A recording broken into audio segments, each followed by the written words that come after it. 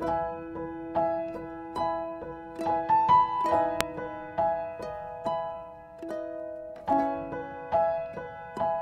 ngayon nga ay hindi pa din magkasundo ang ilang senador, ito nga ay matapos mag-iba-iba ang kanilang pananaw kung tama ba na patalsikin si VP Sara Duterte. Tila wala namang takot si VP Sara na harapin ang kanyang impeachment trial dahil alam umano niya sa sarili niya na naglingkod siya ng tapat sa taong bayan at kaya umano niya itong patunayan sa lahat. May mga resibo umano siya para ipamuka sa mga tumutuligsa sa kanya na malinis ang kanyang kredibilidad. Narito panoorin ang nagbabagang diskusyon patungkol sa pagpapatalsik kay VP Sara. To improve our processes or our procedure, Mr. President. Tingnan nyo kayo, nakapagsalita kayo, sa pagkakaunawa ko, ito ang motion ni Senator Cayetano. Mag-motion subject to style. Kung pwede po, iwasan natin yun. We are now a court. Hindi tayo mag-approve ng motion subject to style. The motion must be accurately, succinctly stated. Ano ang gusto ninyong ma-achieve, i-move ninyo, then we will decide. No motion subject to style, delikado yun. Tapos delikado, kaya tingnan mo, kanya-kanyang pag-unawa tayo kasi actually, Mr. President, kahit abogado ako, hindi ko na nasundan yung kahaba-habang manifestation ninyo eh.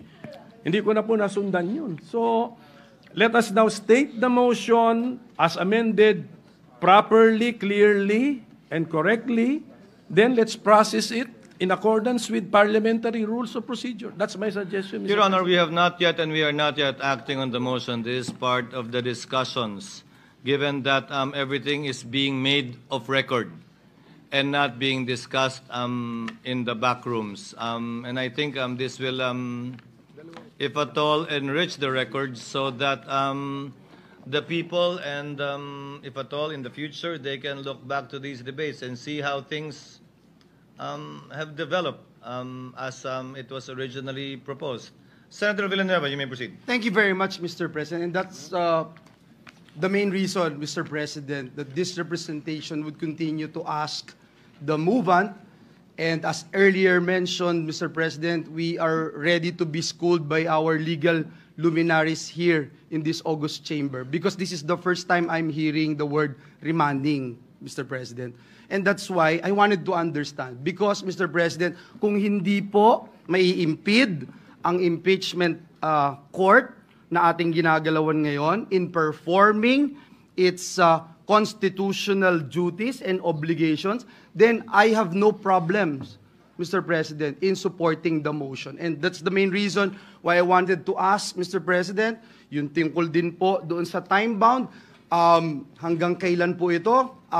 Kailan natin sasabihin yung hindi madidelay dahil yung defense panel, pati yung prosecution, ayaw natin na masayang yung oras po nila. They have the right, Mr. President, na madinig at madinggin ang kanilang mga issues, Mr. President.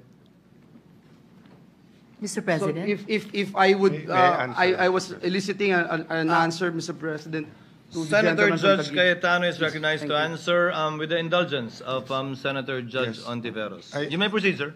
Thank you, Senator Ontiveros. To answer the Minority Leader, Senator Judge Pimentel, and Senator Judge Villanueva, first, meron bang delay? As far as I can see po, wala. Kasi kapag tinuloy natin tomorrow yung reading, i-issue nyo rin naman yung summons, 10 days, possible reply, 5 days. So 15 days plus 11, June 26.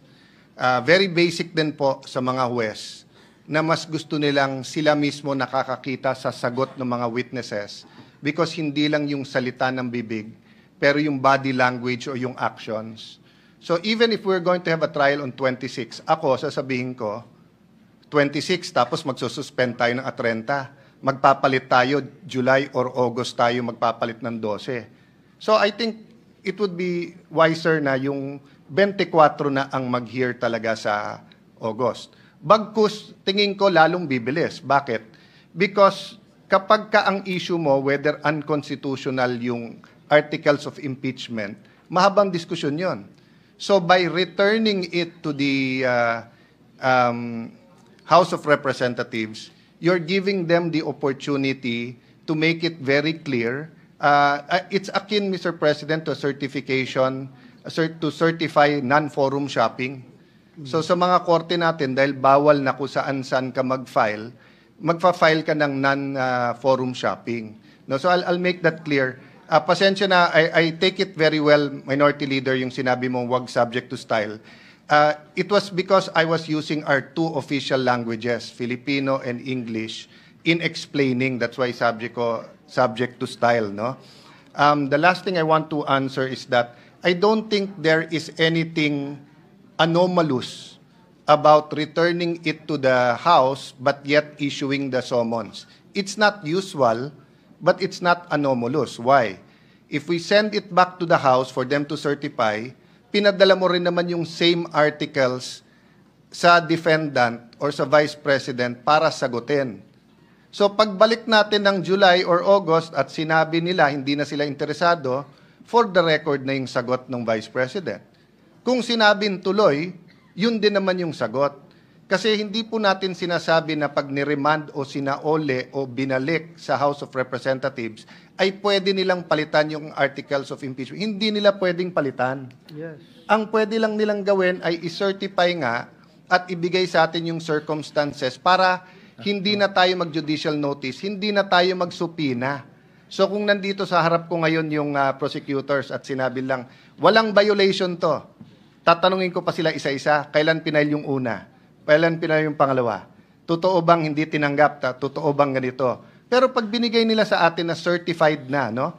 Meaning pinirmahan nila at pinirma ng mga may hawak ng dokumento, we can decide based on that. And it will give us time. So to try to articulate the motion, no? I move to amend the motion of Senator De La Rosa to dismiss. And instead, I move that we return the articles of impeachment to the House until such time that they certify to us that they did not violate the Constitution, in particular, the filing of more than one impeachment in a year. And number two, a communication from the 20th Congress that they will pursue the impeachment against the Vice President. So let me stop there, Mr. President, and I hope I stated it correctly. Senator Antiveros is recognized. Salamat, Mr. Presiding Officer. Para lang mag-ambag pa sa diskusyon, ninonote ko po yung amendment sa motion na ginawa ni Senator Judge De La Rosa at nag-object pa rin po ako sa motion na yan.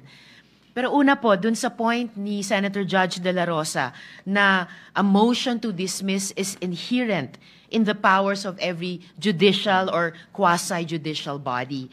Hindi po ito totoo. Sa katunayan, maraming rules of procedure actually sinasabi na ang motion to dismiss ay prohibited pleading. Gaya po ng rules of procedure na nag-govern sa mga intercorporate controversies. At kahit pa po kung kailan sila pinapayagan, yung motion to dismiss, a motion to dismiss is a litigious motion at hindi po pwedeng i-grant na hindi binibigyan yung affected party ng pagkakataon na marinig. Hindi lang po yan ang gusto kong puntuhin talaga, Mr. Presiding Officer. The one-year bar rule has already been clarified in the case of Gutierrez versus House of Representatives Committee on Justice, GR number 193459, February 15, 2011, gaya ng kinote din ni Senator Judge Poe. The court explained that multiple impeachment complaints can be filed basta't iisang referral lamang sa Committee on Justice ang ginawa. Hindi po nilalabag yung 1987 Constitution. Gutierrez explains the rationale for this and I quote, ibang quote po sa quote ni Senator Judge Poe. It becomes clear that the consideration behind the intended limitation refers to the element of time and not to the number of complaints. The impeachable officer should defend himself in only one impeachment proceeding so that he will not be precluded from performing his official functions and duties. Similarly, Congress should run only one impeachment proceeding so as not to leave it with little time to attend to its main work of lawmaking. The doctrine laid down in Francisco that initiation means filing and referral remains congruent to the rationale of the constitutional provision. At sa ating sirkumstansya, Mr. Presiding Officer, iisa lang ang impeachment case na kasalukuyang dinidinig. At precisely, arguments for or against should not be debated by us alone.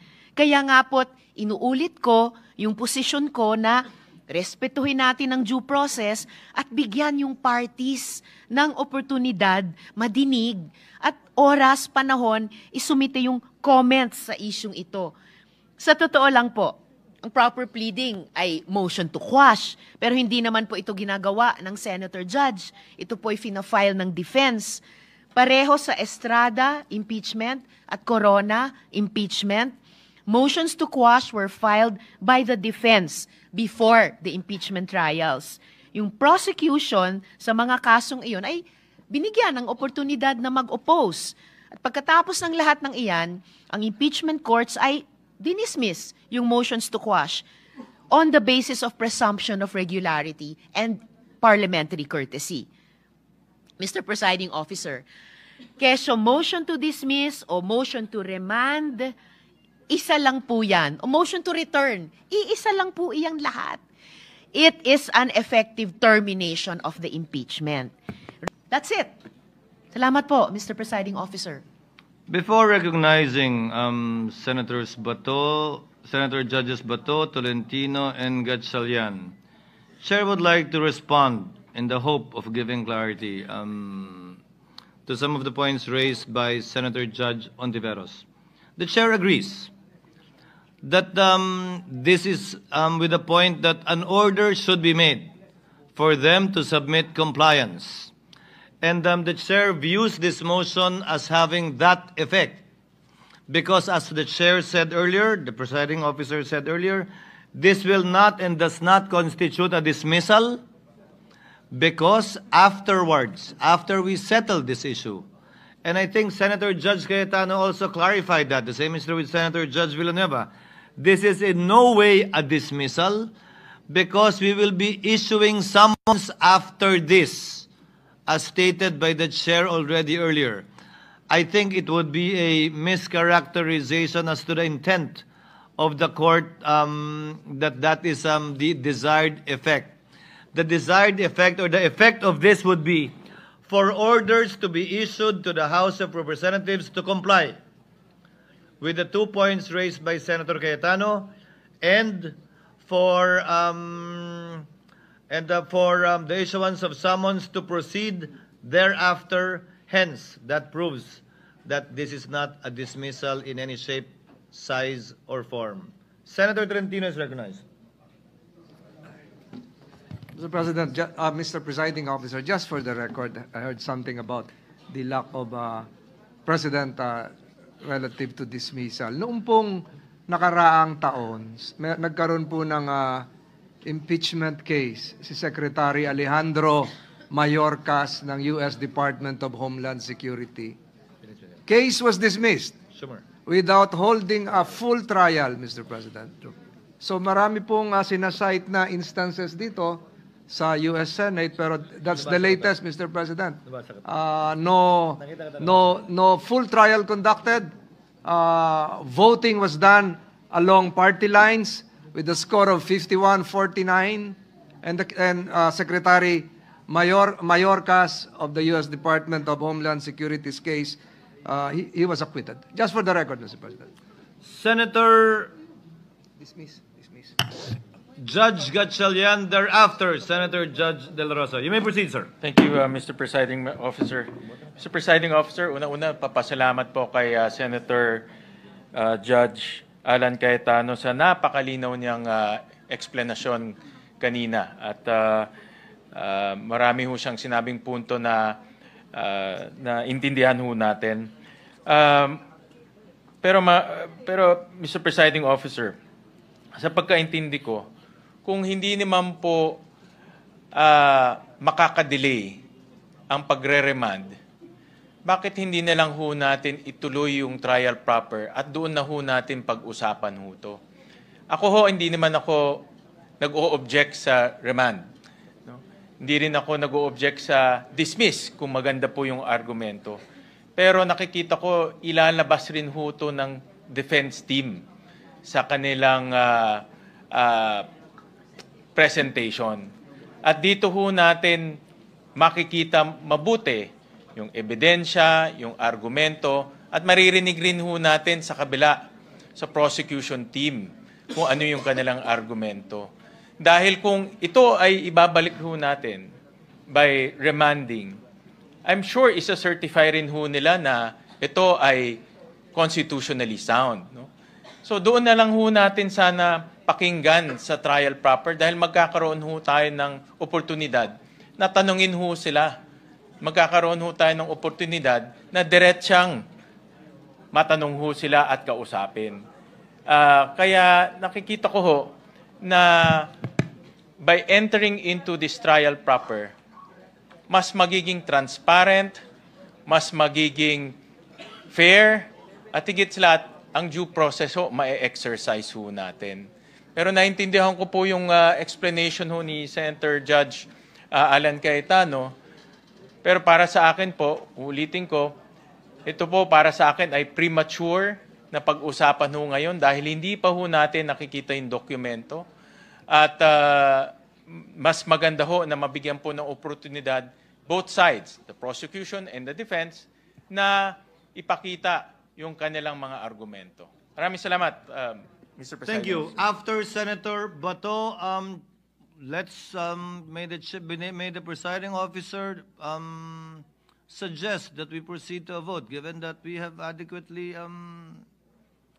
deliberated on the matter. Senator De La Rosa is recognized. You may proceed.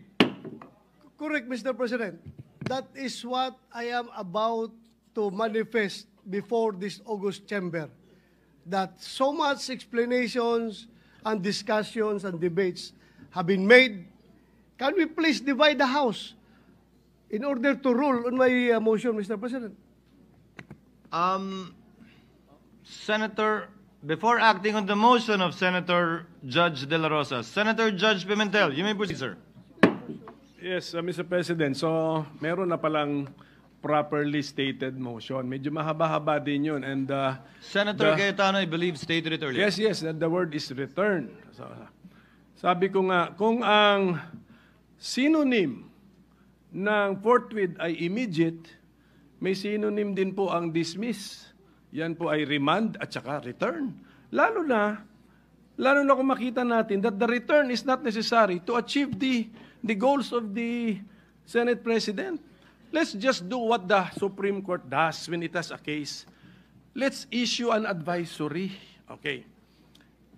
Bigyan natin ng summons para kay impeached officer. Mag-advisory tayo sa House Panel of Prosecutors. In addition to the answer filed by the impeached officer, anticipate na natin yun. Answer the following questions raised during the hearing of the Senate as impeachment court. Anong date ngayon? On June 10. And then we can even write down the questions that we want them to answer. It's addressable by an advisory. Hindi ko nakikita bakit dinadala kami sa dismissal, remand, return, whatever is the term, Mr. President. Hindi ko alam bakit kailangan tayo bakit ba tayo namimilipit na ipasok ang isang word that is a synonym or can mean dismissal. I do not understand when a mere advisory can help the court, Mr. President. That's all I want to say. Senator Bato has a motion. Do you want to say? Senator Bato is recognized. Mr. President, that is why we are going to put this into a vote to settle everything. Before acting on the motion of Senator De La Rosa for the clarification of some of our colleagues, the motion of Senator Cayetano is to quote, return Mr. President, to the House the issues raised by Senator De La Rosa for the purpose of issuing an order that will require compliance with a 1-year ban and for the House to issue a resolution affirming their intent to prosecute the case during trial in the 20th Congress.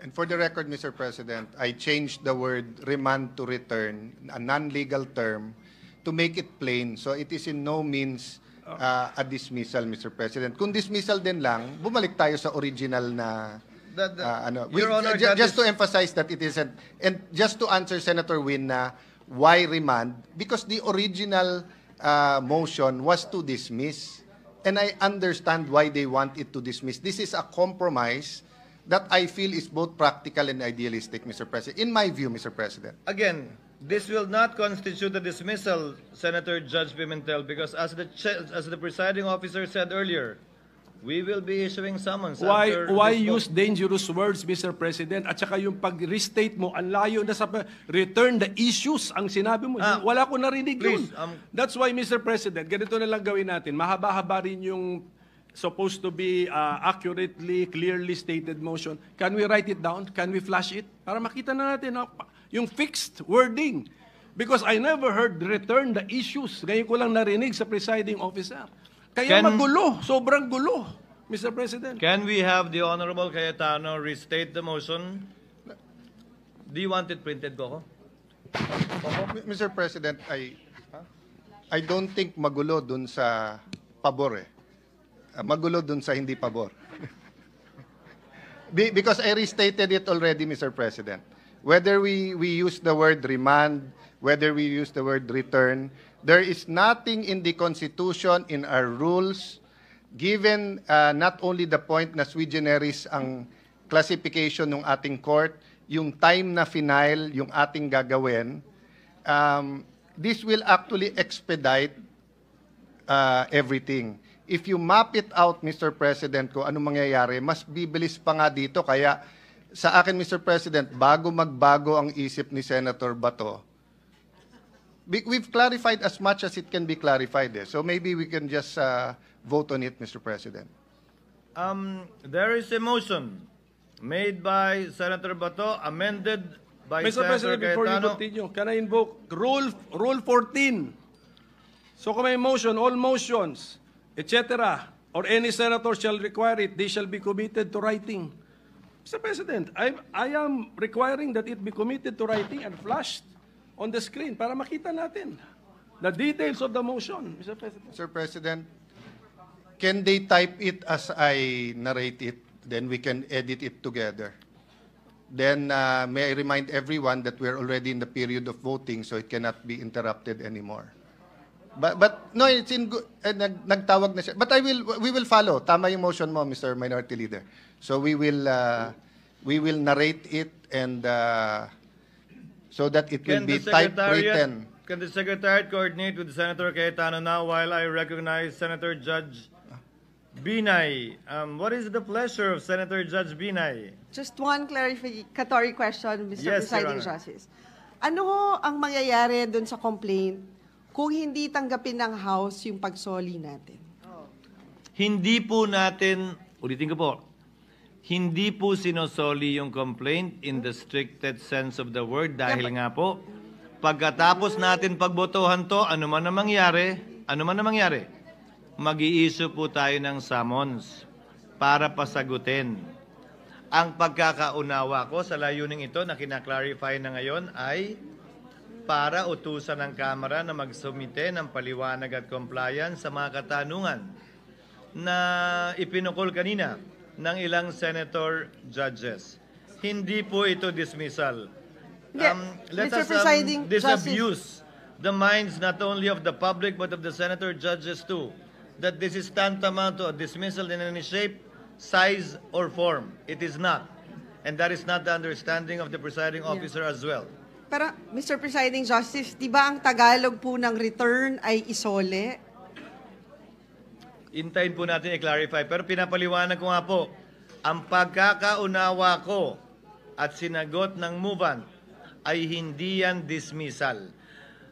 Those who are against the motion, if at all, can think and say all they want that it is. But it is not, and this will soon be proven by the issuance of a summons right after the vote, regardless of the outcome. So, Mr. Presiding Justice, hindi pwedeng baliwalain ng House of Representatives yung motion na gagawin natin, assuming na it will be... Utos po ng husgado yon sa Kamara na tumatayong prosecutor sa ngayon sa 19th Congress at maski na sa 20th Congress. Ito'y magiging dagdag patunay para sa presiding officer na itong kasong to ay tatawid sa ika-20 Kongreso at hindi mamamatay sa ika-19 na Kongreso. Another clarification, I'm sorry, but I think kasi yung unang posisyon ng ating presiding officer is we cannot compel the 20th Congress to be bound by our decisions. On the other hand, my question is, kung kunwari bukas matuloy yung trial natin at pumunta dito yung mga House prosecutors, hindi ba natin pwedeng tanungin sa kanila sa puntong yon na iklaro na nila yung mga tanong natin at tama din yung sinabi ni Senator Win na mas transparent ang sagot nila kasi hindi pwede yung sila-sila na nag-uusap, isasubmit sa atin. We want to see how they're able to come up with that response and also how they're going to be defending it live with us. That's for the 20th Congress to decide. Why? That was what was discussed earlier. Kaya nga po, di ba, ang paliwanag, napakahabang diskusyon at debate ito, hindi natin kayang pagpasan. Yan ang sinabi ng karamihan. Hindi tayo pwede mag-judicial notice ng mga bagay-bagay na ito. Kaya nga po, para hindi masayang oras, pinapasumitin natin sila habang wala naman tayong pwedeng gawin at magawa. Dahil nga matatapos ang otoridad ng 19th Congress sa June 30. At hindi rin pa po trial ito dahil mag-i-issue pa lamang po tayo ng summons ngayong araw na ito, kung saan meron ngang takdang panahon para sumagot ang nasasakdal at kung sakasakali magbigay pa ng reply ang prosecution bago po tayo pumasok dun sa presentasyon ng ebidensya ng magkabilang panig na siyang pinatutungkulan talaga ng trial. I think we should not belabor the point anymore. Senator Bato de la Rosa earlier made the motion and Senator Pimentel required that it be put in writing. May we see it, sir, if it is ready?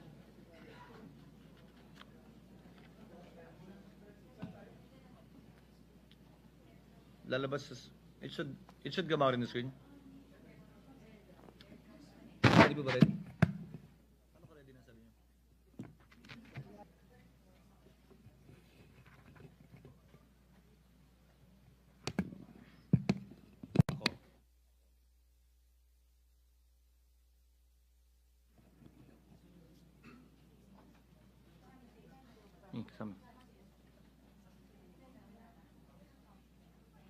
All those against the motion of Senator Judge Cayetano, please raise your hand.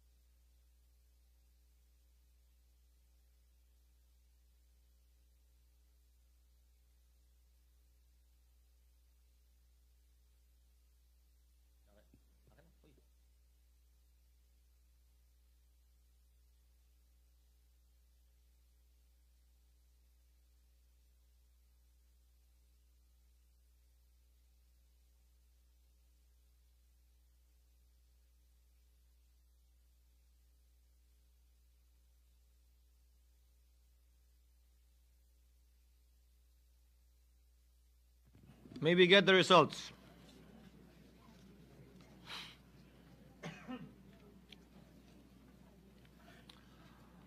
With 18 affirmative votes, 5 negative votes, 0 abstention, the motion of Senator Cayetano is carried.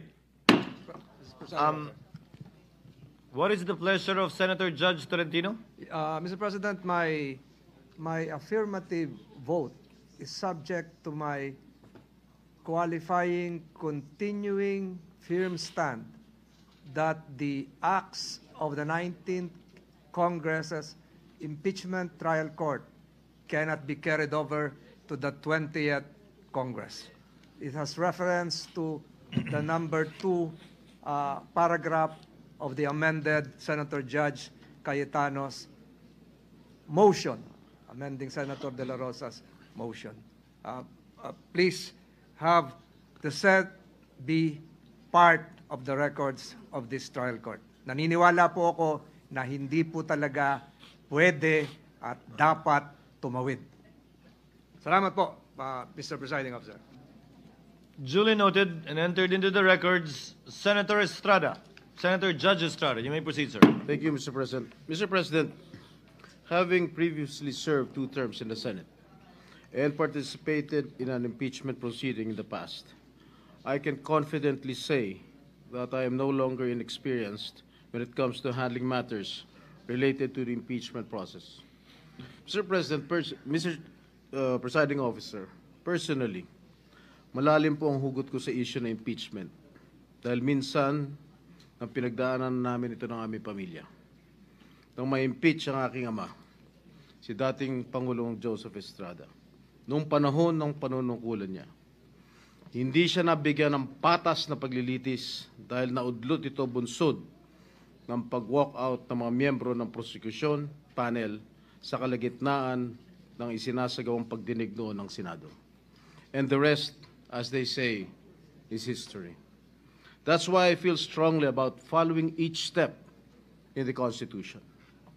It is a sensitive matter that I take to heart.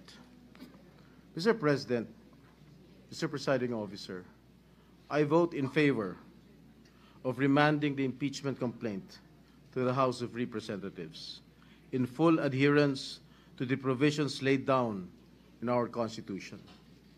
The process clearly begins in the House, and it is only proper that we respect this mandate to ensure fairness, due process, and institutional integrity. However, the process should be strictly done in accordance with the Constitution and applicable laws or procedure. Ginoong Tagapangulo, makailang beses ko nang nasabi ito, na ang impeachment trial ay nagdudulot lamang ng pagkawatak-watak sa ating bansa. Gayunpaman, bilang halal na lingkod bayan, batid ko ang mabigat na responsibilidad na kaakibat ng pagiging isang senador. Ang umupo bilang isang hurado sa impeachment trial at nakahanda akong tuparin ito. Sa mandatong sinumpaan ko, tungkulin ko na siguruhin na marerespeto ang tamang proseso, mapanatili ang integridad ng ating institusyon, at higit sa lahat, tiyakin na impeachment proceedings ay magiging patas. However, I am well aware that impeachment is a political process, not a judicial one. However, in a political process like impeachment, we must adhere to established procedures to ensure that actions are neither arbitrary or driven solely by political agendas.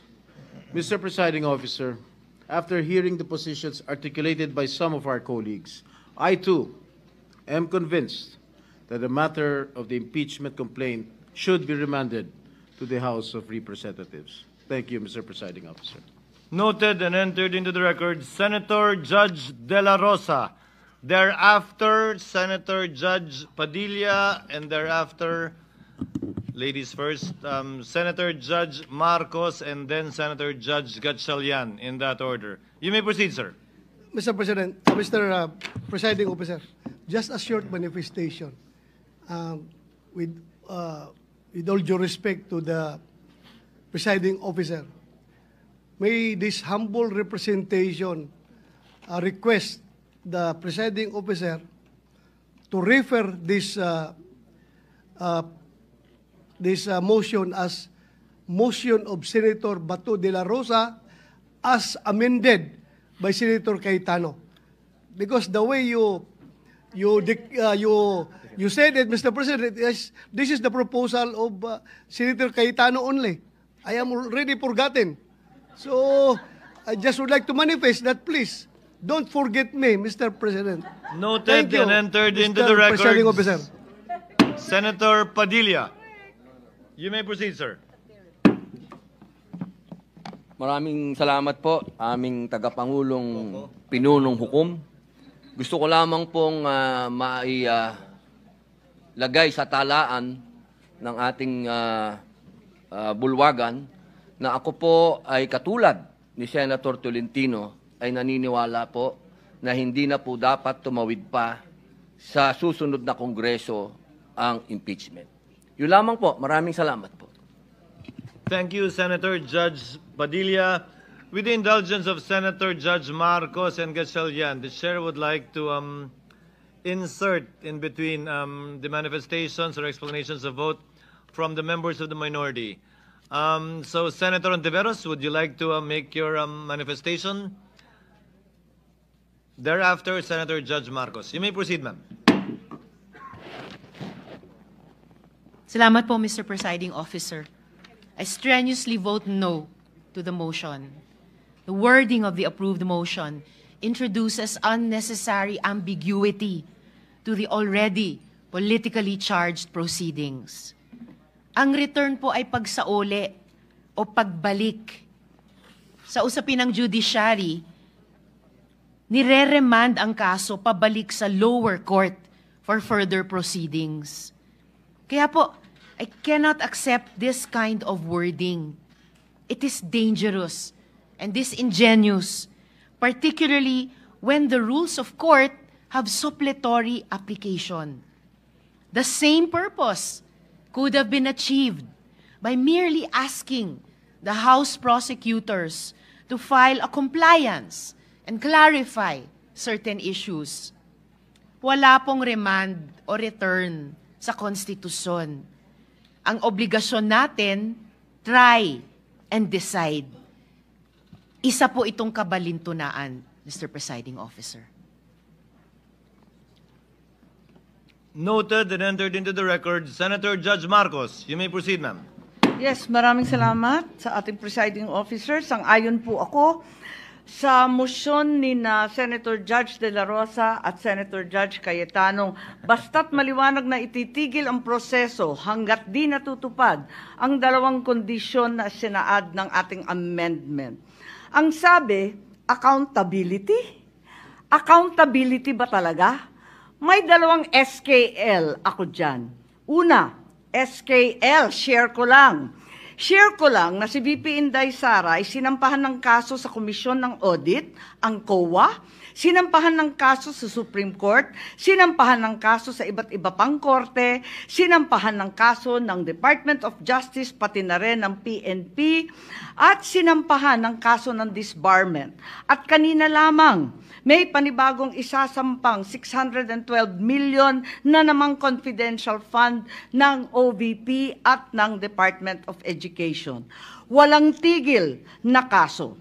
Kung accountability ang tunay na gusto ng mga birit ng birit, bakit hindi paghusayan ang mga kaso para panagutin si VP Inday sa mga yan? May multa yan, may kulong, if ever mapatunayan. Aba, damang-dama ang accountability kapag ganyan. Itong impeachment na inipit, inupuan, nilimliman, minadali, ibinalibag sa Senado sa dulo ng sesyon. Ito ay ang pinakamaliit na iskinita ng accountability na yan. Itong ipinipilit na impeachment, aminin man nila o hindi, ay para lamang manira ng imahe ng isang publiko at walang uuwian, kundi pag-disqualify kay VP Inday Sara para sa eleksyon ng 2028. Yun lamang ito. Pinahihirapan pa natin ang ating mga sarili. Alam naman nating lahat, tayo at ang sambayanan. Hindi accountability ito. Tungkol ito sa pagpigil kay VP Inday Sara para sa 2028. Huwag na tayo mag-production number. Yan ang gustong puntiryahin. Kaya ang pangalawa kong SKL, ikalawa SKL, saan ka lulugar? Kapag umuo ka sa pagpatuloy ng impeachment, magpadala ka sa mga ambisyoso ng 2028. Kapag pinadismiss o pinaremand mo naman, sasabihan kang pinoprotektahan mo si Inday. SKL, saan ka lulugar? Ako sa tama. Magpakatotoo tayo, mga kapatid na hukom at senador. Malayo pa ang 2028. Maraming gutom at naghihintay ng serbisyo mula sa Senado. Hindi tanga ang Pilipino. Alam natin ang motibo at tunay na pakay ng mga lulong sa ambisyon at kapangyarihan. Maraming salamat po. Noted and entered into the records. Chair would like to warn the people in the gallery to kindly refrain from making statements while the court is in session.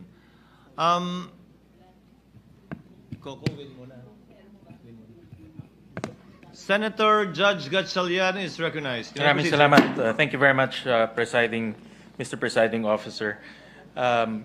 Yung boto ko po, wala pong kinalaman kung ang articles of impeachment ay constitutionally infirm or constitutionally superior or constitutionally sound. Ang akin lang pong boto ay may kaugnayan sa transparency. Kung saan sana sa open trial, dito natin pinag-usapan itong issue na ito para mabigyan natin ng oportunidad ang prosecution as well as the defense. Kasi ako naniniwala na gagamitin rin ito ng defense sa kanilang proceedings. At dito po sa open trial or sa trial proper, magkakaroon na ho tayo ng oportunidad rin, tayo mismo, mga senator judges, na tanungin, busisiin yung dokumento at kung mahina ang depensa ng prosecution o mahina ang argumento ng prosecution team, pwede pa nating outright i-dismiss doon po sa open trial or sa trial proper. Sa ganitong paraan, magiging transparent at magkakaroon ng fairness at due process. So mga kasama sa ating Mr. Presiding Officer, ang aking pananaw dito ay premature ang nangyari. Pero rinirespeto ho natin ang desisyon at pagboto ng mayorya dahil ito po ang kanilang nakikitang daan. Maraming salamat po. Thank you, Senator Judge Gatchalian. Senator Judge Pimentel. You may proceed, sir.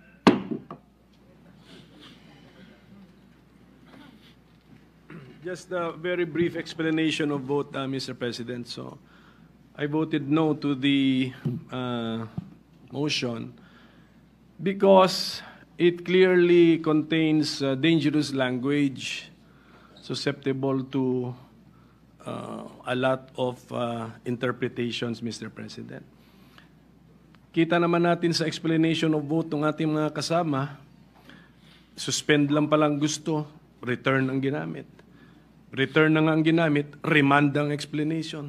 So, ganun kadelikado po yung lingwahe na ginamit natin. Tapos yung gusto natin ma-achieve, dali lang yun, that's achievable by an advisory as I suggested earlier, Mr. President. Well, at any rate, Mr. President, we are communicating, if you will, the motion communicates with a body which is not yet in existence actually. Nasa 19th Congress pa tayo, but we want to already talk to or communicate with the 20th Congress. But as someone who did not vote for the motion, ang konsuelo ko lang siguro doon, yung number 2 actually recognizes cross-Congress transfer of the impeachment case from the 19th to the 20th Congress. That is now the clear and unmistakable interpretation of number 2. So thank you, Mr. President. Thank you. Duly noted and entered into the records. Senator Judge Poe, you may proceed, ma'am. While I voted no to the proposal of Senator Bato de la Rosa as amended by Senator Cayetano, for it to be remanded as opposed to dismiss the, tama ba yun? O, for it to be returned as opposed to being dismissed, the impeachment case. I would like to make it clear that I respect the decision of the majority and also that ang paglilitis ay hindi hatol ng pagkakasala. At gaya nga ng sinabi ni Senator Win Gatchalian, para sa akin, maganda kasi pagka naririnig mo talaga kung ano ang mga argumento ng prosecution. Imbis na iba kasi pag dokumento lang ang isusumite at babasahin. Ngayon, noon ko pa sinasabi na naniniwala ako na dapat tuloy-tuloy talaga ang paghatol nito at hindi lamang matatapos dito sa Kongreso na to. Pero nakakalito rin yung mga ibang posisyon na nagsasabi we cannot compel the next Congress to act on our motion or unleft, what do you call this, or unfinished business or work. Kaya nga, kahit na meron tayong pinagbotohan na ganyan, there is no guarantee. I don't think it's binding to say that the 20th Congress will take this up. Yun lang yung para sa akin din. At saka, ang sinasabi nga, di ba, the Constitution says that once a complaint is filed, kinakailangan forthwith nga or magkakaroon ng trial para dito.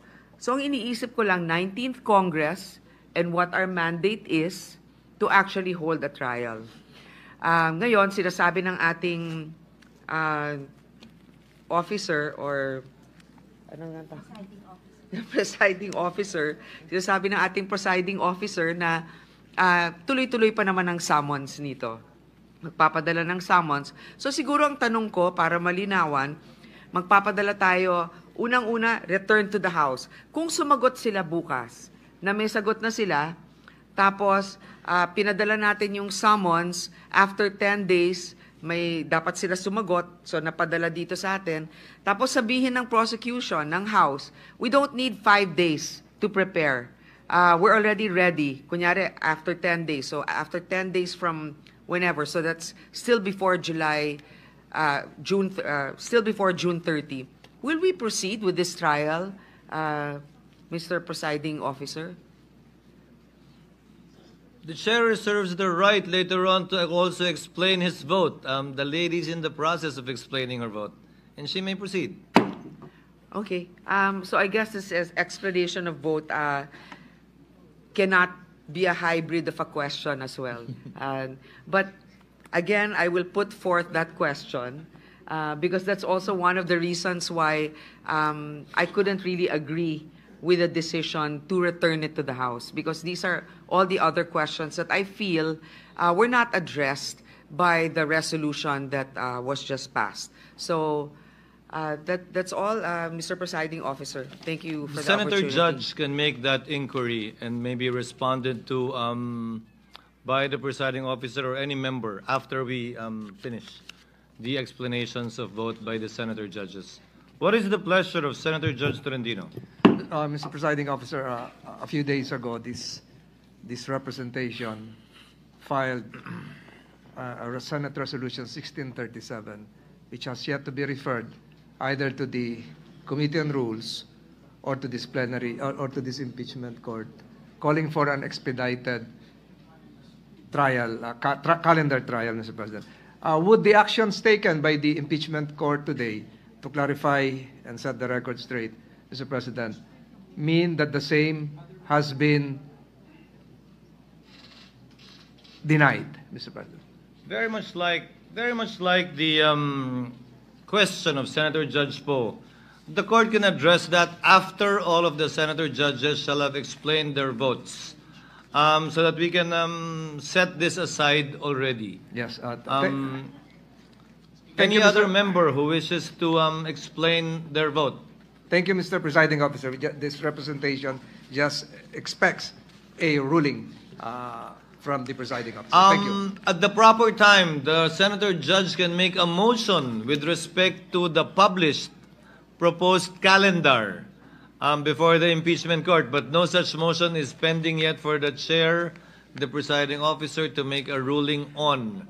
But at the proper time, we will entertain any such motions. Senator Judge Cayetano may proceed for his explanation. Mr. President, Mr. Presiding Officer, I was just reminded that my motion to amend the motion of Senator Bato was because Senator Bongo mentioned that is an option. So I just want to give credit where credit is due. And, you know, it happened very fast today, but between dismissal or actually dividing the House today or tomorrow, whether it should be dismissed, that's the problem with the compromise, Mr. President. No one's totally happy. But I think we have upheld our oath to be politically neutral. And as I said in the written motion, Mr. President, this does not dismiss nor in any manner terminate this impeachment proceeding. Now, if the House of Representatives themselves see a constitutional defect in the articles of impeachment or decide not to pursue it in the 20th Congress, we actually expedited the process. So let me stop there and thank you, Mr. Presiding Officer, and thank you our colleagues for, you know, nairaos natin ang desisyon na to na napakahirap. Napakahirap. Akala ko po talaga bukas pa tayo mag-uusap and hindi ganito kabibigat na mga motion ng ating pag-uusap. But I did expect Senator Bato to speak dahil nagsabi siya kahapon na before the taking of the oath, gusto niya magsalita. So I'd like to thank all of our colleagues who had the cooler heads and you know, we were able to discuss this intelligently. Thank you, Mr. President. Thank you to our colleagues. Thank you. Senator Judge Cayetano. Any other member who wishes to explain his or her vote?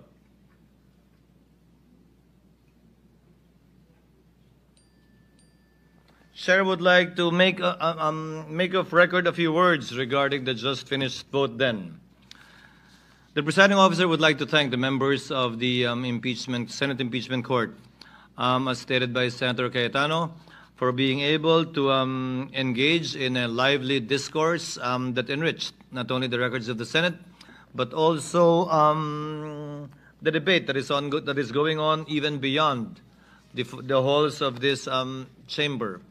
Nagpapasalamat po ako na nairaos natin ang unang pinagbotohan ng impeachment court. Marami pa po tayong pagdadaan ng botohan bilang isang impeachment court sa mga susunod na linggo at buwan. Ngayong ika-19 o ika-20 kongreso man, subalit nais ko ring sabihin na dun sa mga dudoso at nagdududa sa loob o sa labas man ng bulwagang ito, maliwanag ang intensyon ng Senate Impeachment Court sa katatapos lamang na botohan. Walang intensyon na i-dismiss ang kasong ito. Ang intensyon ay mabigyan ng pagkakataon ang mga prosecutors na sumagot sa ilang tinuturing mga katanungan nang hindi inaaksaya ang panahon ng korte at nang hindi pa hinuhusgahan ang bagay na ito. Ang ating pinagbotohan hindi hinusgahan na lumabag ang Kamara sa 1-year ban. Hindi hinusgahan na ayaw na ng ika-20 Kongreso ang impeachment complaint na ito. Kaya nga po tayo magtatanong at mag-i-issue ng order. Again, with the issuance of the summons in a few minutes from now, I think it will be made clear that no such intention, that there is no such intention, and that there is every intention by this impeachment court to comply with the rules, at least insofar as the issuance of the summons under our rules enduring the 19th Congress. So with the permission of Senator Judges Grace Poe and Francis Tolentino, the Chair, pursuant to Article 7 of the impeachment rules, which provide, upon the presentation of the articles of impeachment and the organization of the Senate, as herein above provided, a writ of summons shall be issued to the person impeached, reciting or incorporating said articles and notifying her to appear before the Senate on a day and at a place to be fixed by the Senate and named in such writ, and to file her answer to the articles of impeachment within a non-extendable period of 10 days from receipt thereof, to which the prosecutors may reply within a non-extendable period of 5 days therefrom, and to stand to and abide by the orders and judgments of the Senate.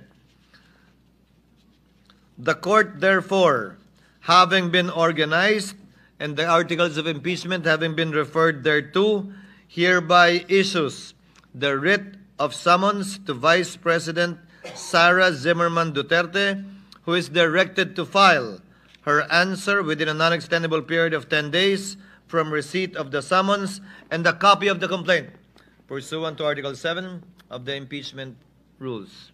So ordered. What is the pleasure of Senator Ontiveros?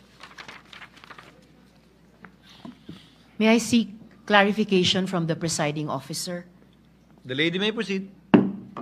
What is the effect, Mr. Presiding Officer, of the vote, the action taken tonight, effect on the scheduled presentation of articles tomorrow? That which was, sir, part of the approved motion last night. The original plan that we discussed on the floor yesterday was for the House prosecutors to read the articles of impeachment before the impeachment court, before the Senate rather, which will serve as the signal for us to convene as an impeachment court. However, if you recall, Senator Judge Ontiveros, that was amended and changed yesterday when we simply referred it to the Committee on Rules, which in turn served as the basis for the convening of the impeachment court, which we did earlier. The presentation of the articles of impeachment by the House prosecution panel, therefore, at this juncture, would be rendered moot already, given that we not only have convened the impeachment court, we also already issued summons to the respondent, defendant. There would be no further action on their part that they can or may take before the court. So, Mr. Presiding Officer, if the originally scheduled presentation of articles by the House prosecutors tomorrow is rendered moot by the action taken tonight, yung kabuuang presentation of articles ba ay mangyayari pa or hindi na mangyayari? Kung mangyayari po, kailan? Sa pagkakaunawa po, hindi na dahil hindi na kailangan dahil pinagpasyahan nga po kahapon ng Senado bilang plenaryo na ayon sa sinabi ni Senator Judge Padilla kahapon na ang pag-refer ng impeachment sa Rules Committee, yun na yun tulad ng ginawa sa mga nagdaang impeachment. Kaya nga po kanina, dinischarge na rin natin ang Rules Committee ni Senator Tolentino kaugnay sa pinasang impeachment rules sa kanila. Mr. President. Senator Judge Salamat, Del Rosa. Mr. Presiding Officer. Thank you, Senator Ontiveros. Mr. Presiding Officer, just procedural clarification. You may proceed, sir. Once we decided to return the articles of impeachment to the House, am I correct to assume that technically we don't have the jurisdiction of these articles of impeachment already because we returned it? So bakit pa natin magpapatuloy tayo sa pagbigay ng sampina sa respondent kung binalik natin? Siguro kung mabalik na yun sa atin, saka pa tayo magpapatawag ng mag-issue ng summons. Kasi technically wala tayong jurisdiction ngayon sa articles of impeachment dahil binalik natin sa kanila ang articles of impeachment. So wala sa atin. So ano ngayon ang magiging basis? Like for example, magpadala tayo ng sampina kay Vice President Sara Duterte. Anong attachment ilagay natin sa sampina? Articles of impeachment should be attached to the sampina. So anong Anong personality natin to atas na sabpina na ang sabpina ay binalik natin sa House? So, technically, we don't have jurisdiction over the articles of impeachment. That's my humble understanding. Again, I am not a lawyer, Mr. President. Senator... Nag-iisip lang. I'm just guided by the Holy Spirit, Mr. President. To be honest, Holy Spirit is guiding me all the time. Thank you, Mr. President. Mr. Presiding Officer. Senator Judge Ontiveros, you are recognized, ma'am. Mr. Presiding Officer, yung kasasabing wala ng jurisdiction ang impeachment trial court na ito, yan ay pag-amin, yan ay pagsisinungaling dun sa phrase, sa pinagbotohang motion kani-kanina lang na without dismissing or terminating the complaint. Nasa sa atin na eh. Tapos ngayon pala, gumawa tayo ng aksyon para mawalan ng jurisdiction. At pati ba naman yung pag-summons na i-issue ng presiding officer, pati yon ay gustong bawiin mula sa kamay ng impeachment court. So nakikita natin, Mr. President, talagang brick by brick, stone by stone, dinidismantle itong impeachment trial process at dinidismantle yung impeachment complaint. Napakalaking disservice po sa ating dapat tungkulin sa ilalim ng konstitusyon. Session is Mr. suspended. Presiding Officer. Officer recognizes Senator Judge Cayetano to respond to the earlier manifestation and or motion of Senator Judge De La Rosa. Sir President, I have not heard of any court in the world that has 23 or 24 judges. Even our own Supreme Court, very good, excellent Supreme Court, that is always in session throughout the year except when they're in a recess, don't always agree with each other. That's why when you have oral arguments, especially in division, and justice asks questions, that is not a pronouncement of the court. That is the pronouncement or opinion or question of a justice. And to be fair to those justices, sometimes yung tanong niya baliktad nung kanyang opinion. Kasi kanya-kanyang style yan ng pagtatanong. So, the language of our motion is very clear. It's not dismissed, it's not terminated. Whatever words we use, it's very clear.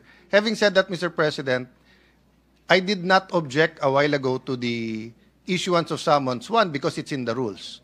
Two, we explained it a while ago that it's not anomalous to issue it. It's just not also regular because precisely we asked that the articles be returned. But the explanation there is that when it is returned back to us, if and when it is returned back to us, what they will return is a certification and that it did not violate the Constitution, and it will also show the factual circumstances of the filing of the first 3 impeachment complaint. Hindi nila pwedeng baguhin yung articles of impeachment, lalong magiging unconstitutional yon. Then you'll have to issue another summons with the amended articles. No? So, meaning, Mr. President, when we explain our vote, we give our impressions and our interpretations. But that's not the ruling of the court. And I think our motion and what we have decided today is very clear and very plain. And we just follow the letter of the motion. So it will be sent to the House of Representatives. The order will be basically a faithful reproduction of what we had on screen. And we will wait next Congress for the 12 of us who will be here and the next 12 who have been proclaimed by the COMELEC. And we will act based on yung binigay nila. So kung anuman ang sagot ng ating Vice President, we will just follow the rules that the prosecutors will have 5 days to reply, and then the rest will be up to the impeachment court and the prosecutors in the 20th Congress. That's my interpretation, Mr. President, but even my interpretation is not the ruling of the court. Thank you. Thank you, Senator Judge Cayetano. Now, acting on the earlier questions of Senator Judges Tolentino and Poe, which pertains to the calendar of the court, the understanding of the presiding officer is that Senator Judge Tolentino filed a resolution containing the proposed calendar, which has not yet been referred to the impeachment court because it is in the order of business that is yet to be read once we resume and revert back and sit as a Senate, which we will do as soon as it is over. Thereafter, we will be referring it to the impeachment court. But my query, Mr. Presiding Officer, is that will there still be time for the court to address the matter, adoption or denial of the same, Mr. Presiding Officer? Perhaps not, Your Honor, because, as pointed out by Senator Judge Ontiveros earlier, there may be no need for the prosecutors to do anything tomorrow, especially given the fact that the other party, the defendant, the respondent in this case, was not so notified that that will be the subject matter of yes, the court's consideration. So impliedly, Mr. President, can the court now consider the same as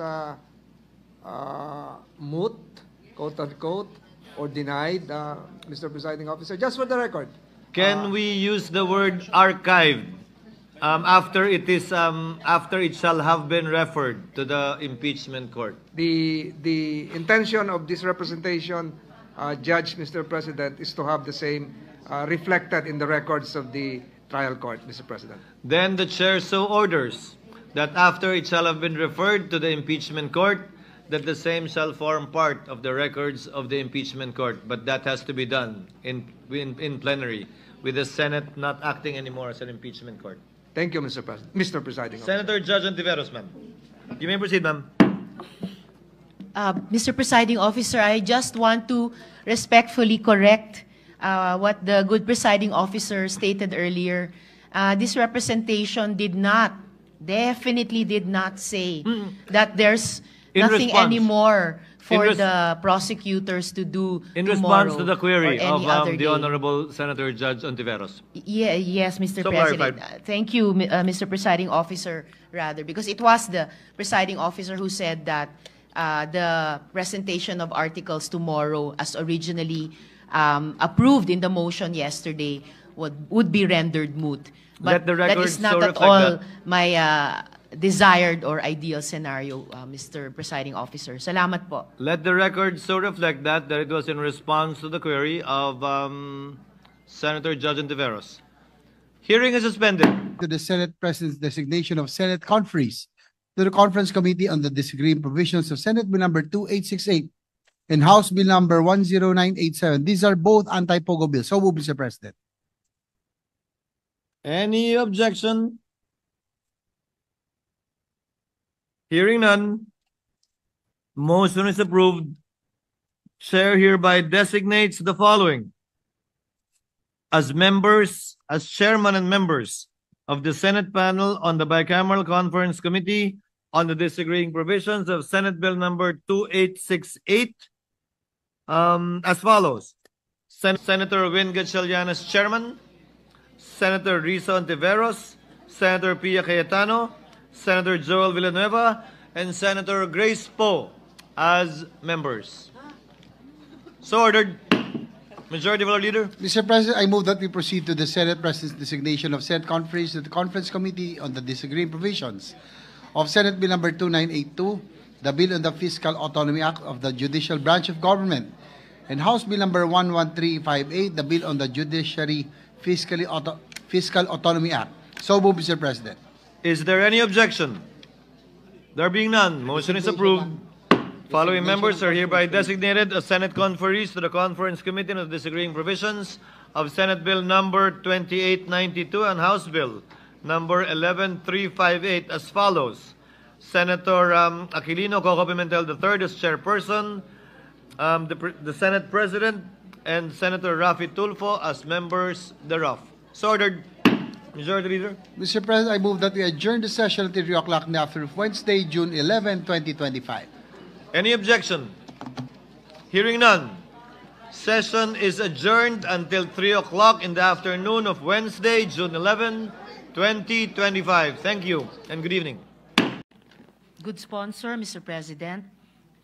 Bago po ako buboto, nagpapasalamat ako na tinanggap ang panukala kong pagbabago sa seksyon ukol sa transparency and accountability.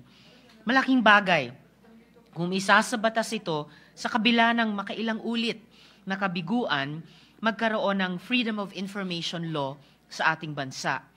Nagpapasalamat din ako na kasama sa mga datos na isa sa publiko ang mga magiging epekto ng pagmimina sa ating mga natural capital na tinatakda ng RA 11995 o PENCAS Law.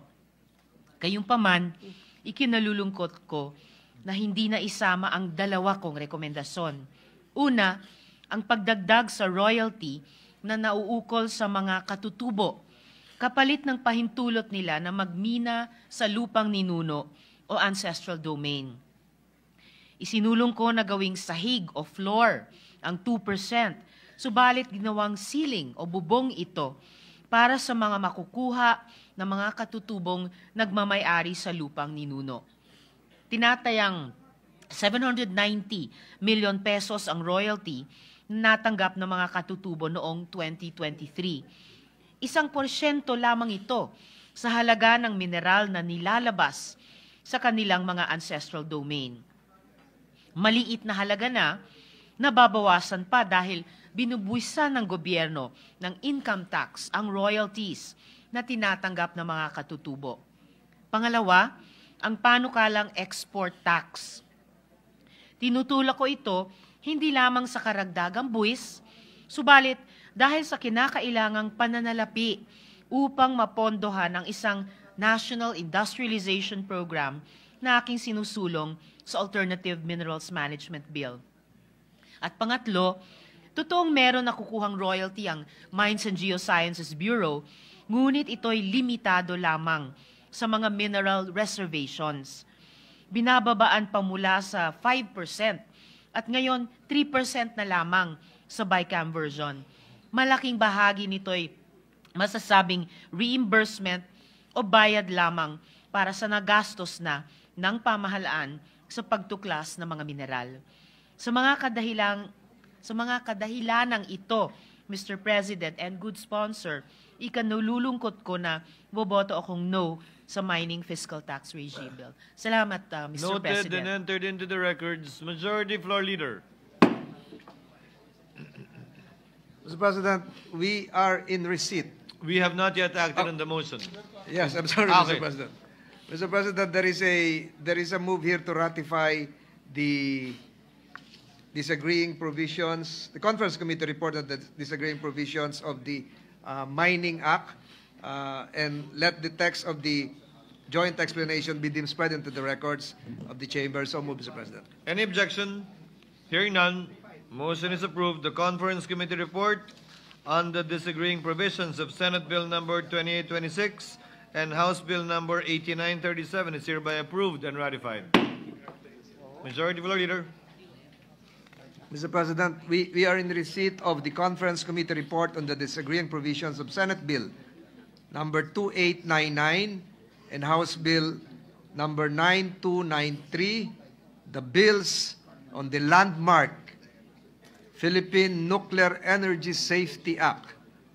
With that, I move to recognize the chairman of the Senate panel, Senator Alan Peter Cayetano, to give us the highlights of the conference committee report. I so move, Mr. President. Any objection? Hearing none, motion is approved. Senator Cayetano is recognized. You may proceed, sir. Thank you, Mr. President. First, Mr. President, salamat sa Panginoon. Pangalawa po sa lahat ng ating mga colleagues. Special mention po kay Senator Win, Senator Pia, dun sa mga areas na tungkol sa energy, sa PhilAtom. Special mention po kay Senator Risa Antiveros, Senator Lauren Legarda, the minority leader when it comes to protecting the environment, safety, security. Having said that, Mr. President, malinaw ang objective ng bill na to, ihiwalay ang ahensya na nagpro-promote ng atomic at nuclear energy at ang ahensya na magre-regulate. And when I say atomic energy, this includes for medical purposes, agriculture, etc. Having said that, Mr. President, let me take this opportunity in behalf of the whole Committee on Science Technology to thank first and foremost our Majority Leader, who is supposed to chair that committee but allowed me to take over. To thank Senator Mig Zubiri for the enhanced Philippine Science High School Act. Thank Senator Pia for the virology, creating that very important aspect, taking note of that very important aspect that we neglected before the pandemic. And may I also thank the House of Representatives and everyone here, yung e-governance law, yung Konektadong Pinoy, together with PhilAtom, I feel with the virology and the Philippine High School will be game changers in the years to come. So may I ask, Mr. President, that yung joint explanation be part of the record, and I hope that the implementations of this act will give honor to the hard work of the different authors and technical. Let me also thank the consultants who gave us the technical and scientific knowledge to pass all of these laws. Thank you, Mr. President. Majority Floor Leader. Thank you, Mr. President. I'd like to thank again Senator Alan Peter Cayetano for the passage of the Philippine Nuclear Energy Act and for accepting our proposal to have the notion of modular nuclear plants, Mr. President. Mr. President, mamaya po ay... We have not yet acted on the motion. Mr. President, Senator Alan Peter Cayetano likewise intimated to me that Congressman Mark Cojuangco really did the spade work for this. Ang tagal po niyang pinagtrabahuhan ito at araw-araw kinukulit po ako, hindi ko na naintindihan. So we acknowledge likewise the work done by Congressman Mark Cojuangco. Mr. President, I move that we approve and ratify the Conference Committee report on the disagreeing provisions of Senate Bill number 2899 and House Bill 9293, and let the text of the joint explanation be deemed spread into the records of the Chamber. I so move, Mr. President. Any objection? Hearing none, the Conference Committee report on the disagreeing provisions of Senate Bill number 2899 and House Bill number 9293 is hereby approved and ratified. Congratulations to the authors. Majority Floor Leader. Mr. President, before we proceed with the short manifestation of Senator J.B. Ejercito as well as the privileged speech of Senator Pia Cayetano, later on, Mr. President, I will be sponsoring a resolution extolling the leadership of our good Senate President. Subalit ang magbabasa na po noon ay si Senator J.B. Ejercito. So allow me to state for the record that with Senator Ejercito reading the sponsorship speech, this does not in any way diminish the deep respect and high regard I hold for the distinguished gentleman at the helm of this chamber. As the ancients would say, virtus in arduus, virtue shines in times of difficulty. Truly, the Senate President has led us with both steadiness and strength through such times. Mamaya po, yung speech ko, si Senator J.B. na ang magbabasa. Pinatikim ko lang po kayo noon, Mr. President. Mr. President, I move that we recognize Senator J.B. Ejercito for a short manifestation. Thank you, nevertheless, Majority Floor Leader. The Honorable Ejercito is recognized. You may proceed, sir.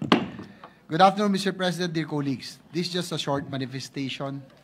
It has come to our attention that there was an approved motion from our counterparts from the House of Representatives withdrawing from their adoption of Senate Bill number 2838 as amendment to House Bill number 6557. This is the Magna Carta for barangay health workers. For the record, Mr. President, and for the information of all our beloved BHWs, we would like to express our sadness and disappointment with this current development. All along, we were expecting that this bill which aims to acknowledge and recognize the hard work and dedication of our unsung heroes, was just at the doorsteps of Malacanang, waiting to be signed into law. Sa kasamaang palad po sa pagbawi na makasama natin mula sa House of Representatives ng kanilang acceptance ng Senate version, ito ay mistulang hakbang paatras para sa tuluyang pagsasabatas ng panukalang nating ito. Mr. President, matagal na pong inaantay ito ng ating barangay health workers, whom I consider one of the most overworked and yet undercompensated. Sila po ang ating talagang frontliners at nakita natin ang kanila pong dedikasyon, ang kanila pong serbisyo, lalo na noong panahon ng pandemya. Umulan man o umaraw, kinakagat pa ng aso at tinahabol pa. Ang ating BHWs ay nandyan para magtrabaho upang pangalagaan ang ating kalusugan. To all our BHWs, our frontliners during the pandemic, are force multipliers for the implementation of the universal health care. Your Senate has always been aware, sensitive, and concerned of your struggles. We remain firm in believing that the Magna Carta for BHW should be passed into law to justly compensate your service to our people. Sa bahagi po ng Senado, ginawa po namin ang aming tungkulin. Ngunit makakaasa po kayo na patuloy kami nakasuporta sa lahat ng ating barangay health workers. Maghihintay kami sa susunod na mga hakbang na maaaring gawin ng House of Representatives para umusad ang panukalang ito na handog natin sa ating mga bayaning BHWs. Maraming salamat po, Ginoong Pangulo. What is the pleasure of the Honorable Zubiri? Mr. President, I would just like to second the manifestation of Senator J.V. Ejercito. The gentleman may proceed. Thank you very much, Mr. President. Mr. President, I am disheartened, I'm saddened by the idea that the House of Representatives withdrew their support of such an important measure for our BHWs, barangay health workers. At least we put it on record that the Senate stood up to the challenge in helping our BHWs. We did our best, Mr. President. You did your best. We did our best. And it's just unfortunate that they had to withdraw the adoption of the measure, which will put the nail on the coffin of this measure for the 19th Congress. So we'd just like to put that on record, including, not to mention our minimum wage bill, Mr. President, that you and I have been fighting for from the very beginning. They continuously insist on the 200 peso minimum wage. We all know that the businessmen, the small and medium enterprises cannot afford such a large sum, and they insist on that amount when we are 100 pesos a day per minimum wage earner increase. So that puts us in a bind, and now it does not move forward. It is the last day today before we adjourn on CNG. We'd like to inform all the workers, laborers, minimum wage earners that the Senate did its best to fight for the rights and, of course, the fiscal incentive of having another 100 pesos a day minimum wage increase in their salary. Naawa po ako sa kanila. Again, I'm also disheartened with the fact that they don't want to negotiate with us. Obviously, if we adopt the 200 peso minimum wage bill, mavivito ni Presidente yan. Definitely that will be vetoed. And if that will be vetoed, we torpedo the measure, and it looks bad on everyone. So, Mr. President, I just want to put that on record, that the Senate has stood up and fought for these sectors. Unfortunately, our friends in the House have not been very accommodating on this issue. So I just want to vent out my sadness on these particular two topics. And I thank the Senate President and our colleagues for fighting side by side with us in pushing for these social justice measures. Maraming salamat po, Mr. President. May I know the status of the bill?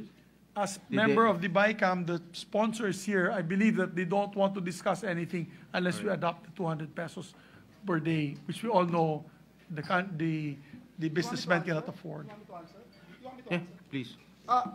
Mr. President, just to report out to the body, Mr. President, if you recall, we passed this measure more than a year ago, and we were able to get the official third reading measure passed by the House of Representatives less than 48 hours before we will actually adjourn. And yesterday, Mr. President, we have talked to some members of the conferees. And in fact, last night, together with the Senate President, they were saying that they are amenable to the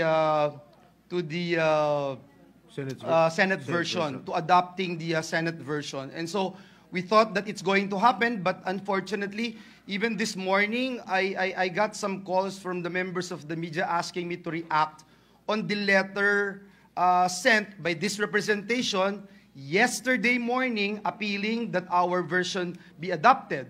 But today, apparently, there was a letter circulating, and I would say, I have to say that this is not an official letter because I have not received any letter from the chairperson of the Senate, House of Reps Committee on Labor chairperson, that they will continue to push for their own version. However, Mr. President, a lot of labor groups, including the wage boards, etc., are calling our counterparts in the House to adopt the Senate version, which they all support. So let me just put that on record. Hope springs eternal. We still have time. If they would adopt today the version of the Senate, then we would be very happy to report it out to our workers who deserve nothing but more, Mr. President, when it comes to getting their salaries. Thank you very much, Thank Mr. you, President. Senator Joel, for enlightening this August chamber with regard to the legislated wage hike. Senator Pia Cayetano. Thank you, Mr. President. I would simply like to join the our colleague, Senator J.V. Ejercito, in his manifestation regarding his dismay and disappointment on the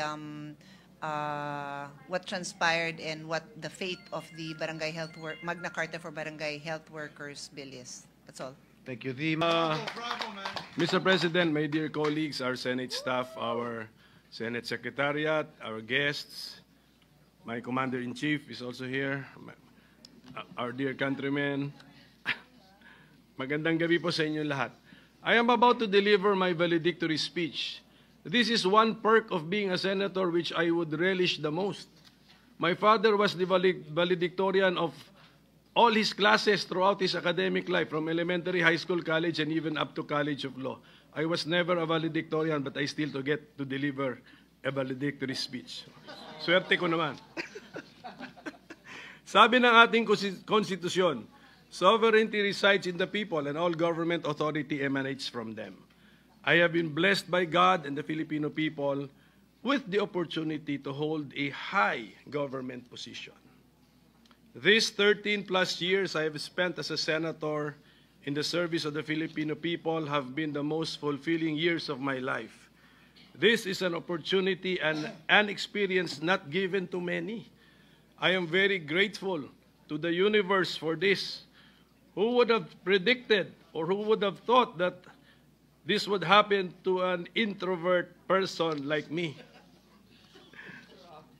My Senate journey began not in the usual way, but through an extraordinary and unique experience that tested our resolve and faith in the democratic process. But I am grateful that what began as an electoral protest has since grown into a relationship marked by mutual respect, collaboration, and even friendship. A reminder,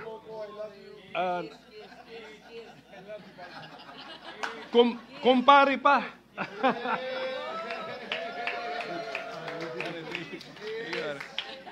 So a reminder that in the end, we are all here to serve the Filipino people.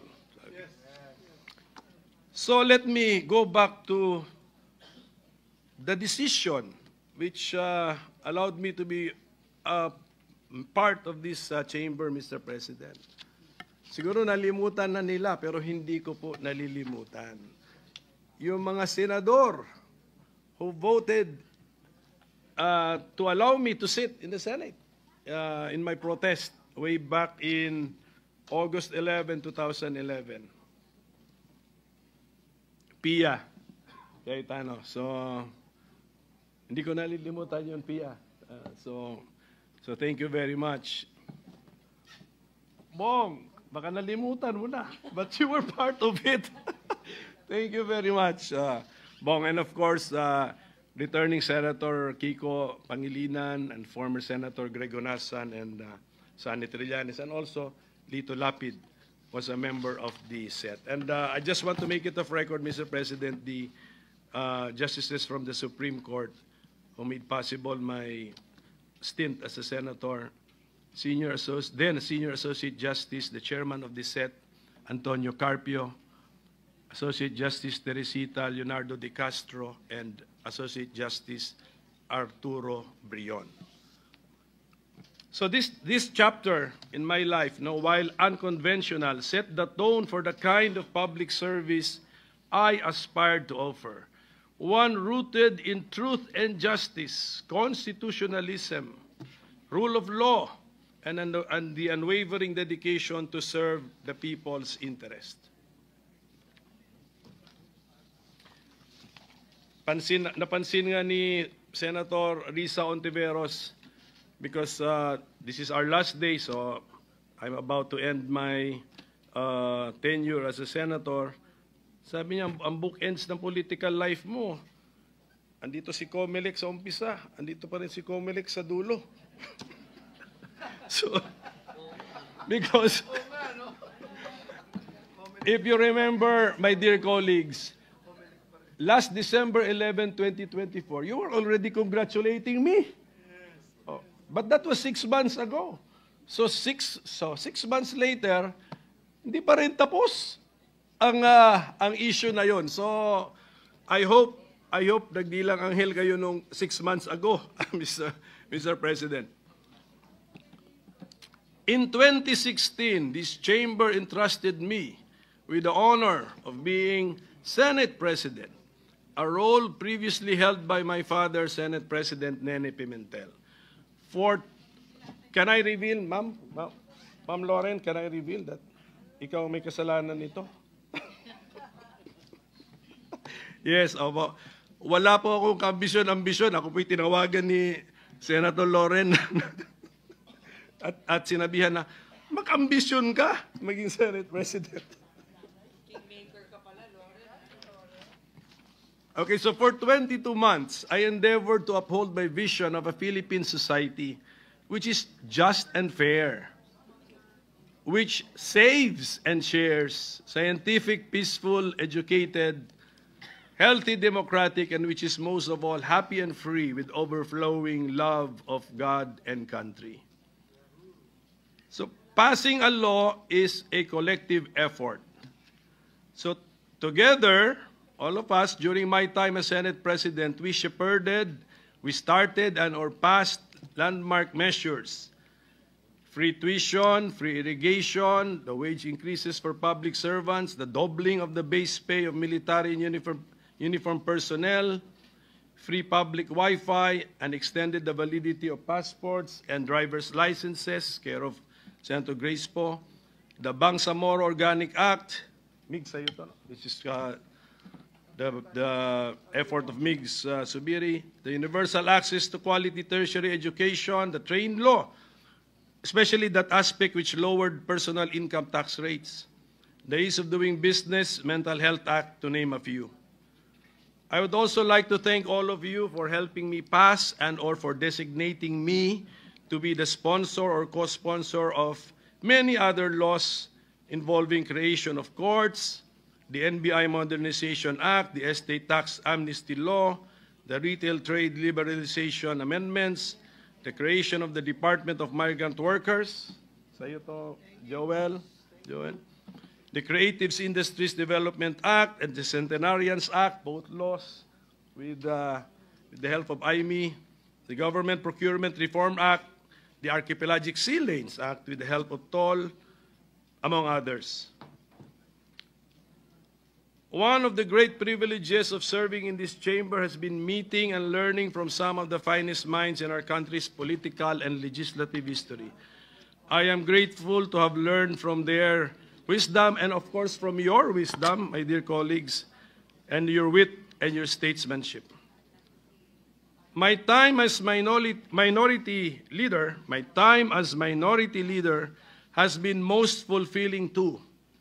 I have learned a lot having been forced to read almost all of your bills. Totoo. Pero hindi kaya. Kaya I said almost all. So I thank my compatriot in the minority of two, Senator Risa Hontiveros, for electing me as the minority leader. Ganun kasimple yung aming eleksyon, actually, Mr. President. So, iwan ko na lang po sa inyo bilang pakiusap ko ang mga panukalang batas na na-file ko na sumasalamin sa aking mga personal na advokasya, kabilang dito ang pagtatag ng ospital para sa mga senior citizens. Saan si Senator Bongo? Sana pansinin naman niya ito. Ang modernisasyon ng Philippine Orthopedic Hospital. Ito, pag-isipan niyo po ito na mabuti, ang pagbuwag ng travel tax. Because, I mean, nasa Constitution kasi that we have the right to travel, so we do not tax a right. At ang integrasyon ng computer programming sa basic education curriculum. Sinusulong ko rin ang reforma sa People's Initiative and Referendum Act, pakitingin na lang po. And also, I filed some measures designed to discourage negligence and recklessness, ito yung tinatawag na mga quasi-offenses, sa dami ng mga aksidente ng mga bus, mga heavy vehicles leading to injuries as well as loss of lives. Pag-aralan po natin ito. Marami akong lessons learned. For example, saan ako nagkamali, paano nyo kami nautakan, yes, paano nautakan ng majority ay minority. Tapos, actually may pagkakamali kami na present kaming dalawa, kung absent yung isa, meron sana kaming parliamentary maneuver na nagawa. Pero hindi ko na muna i-detalye, ikwento lahat ito, kasi ang bala ko isulat ito sa isang libro para naman merong pang bumili ng libro ko. Okay? So I owe this journey to many. Hindi ko po ito narating ng mag-isa. So to my colleagues, all of you, so if I look around, I think I've spent enough time in this chamber and I've been siguro so involved in your professional lives that I think I have personal relationships with all of you. Actually, with all of you. Ito, si Sila Bato, si Bongo, si Robin. May kaso pa nga kami. We are fighting over a political party. And because of that, I have been forced to look for another political party. So party mates ko na, Tita Cynthia, Jaime Marcos, Mark Villar, Pia Cayetano. So I really have, I believe I have personal relationships with all of you. So I want to thank all of you. The Senate is not a place for echo chambers, but for courageous discourse. In diversity, we find democracy's heartbeat. Salamat for debating with me. I learned a lot from using my kokote. And I believe this is also an anti-Alzheimer's measure. Diba? So, maraming salamat po muli sa inyo lahat. Pero siguro, kung meron man nasaktan sa 13 years ko rito sa Senado, kasi siyempre na-involved din tayo sa some highly political issues eh. Kung meron pong nasaktan sa aking mga kilos, nasabi, actions or na-file, I beg for your understanding. And I pray that with the passage of time, you will find it in your heart to forgive me. So ganun lang po. If ever lang. If ever. Okay, so I'm assuming meron kasi lahat tayo dito, sensitive eh. Karamihan sa atin rito sensitive. So, basta ulitin ko to my dear colleagues, I really thank you. No? You have been all very kind to me. You have been all very good to me. And you have been all, i-all ko na lang para hindi na natin isipin, you have been all very generous to me. Okay. To the Senate Secretariat and staff, the OSAA, even our cleaning staff, thank you for keeping this institution alive day in and day out. Your work, often unseen, ensures that the Senate remains a bastion of democracy. Lahat po tayo may ambag to making the Senate a bastion of democracy. So to my own staff, sana staff ko, may kandito konti, okay. Thank you for making me more efficient by multiplying the number of my mini-me's. Yan sila. So I hope meron po kayo I hope meron kayong natutunan sa time ninyo sa akin, and congratulations to all of my staff who have been hired by incoming senators. So to my family, Kat is here. Kat, my wife, she's the commander-in-chief I mentioned earlier. My mother, si Nanay Bing, of course my siblings, and my classmates and my close friends. Your faith in me has been my anchor. Public service demands long hours and personal sacrifice. Thank you for your prayers, understanding, and actual support. To the people of the Philippines, you entrusted me not only with votes, but with your hopes. I hope my service has honored that trust. Though I leave this chamber, I remain your public servant in my capacity as a lawyer and as a concerned and involved citizen, advocating for federalism and faster local development, for a just and fair society, and for preferential focus on the poor. I also leave you with one wish. May the laws you pass rescue the poor and helpless and deliver them from the grasp of evil people, as it is written in Psalm 82:4.